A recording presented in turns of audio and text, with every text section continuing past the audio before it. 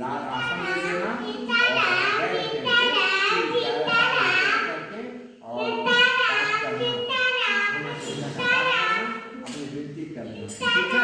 ये आपको करना और नफीसा है ना, नफीसा है आपके पास, ले लेना, यहाँ से किताब ले लेना, किताब ले लेना, ठीक है। बैठ के पाठ करते रहना और यहाँ से दर्शन करते रहना जरूर मंगल।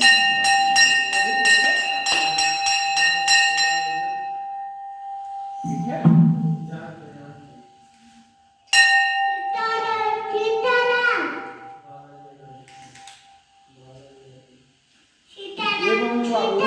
और जोड़वा जरूर ले जाओ, जोड़वा भैया आई जाओ ना,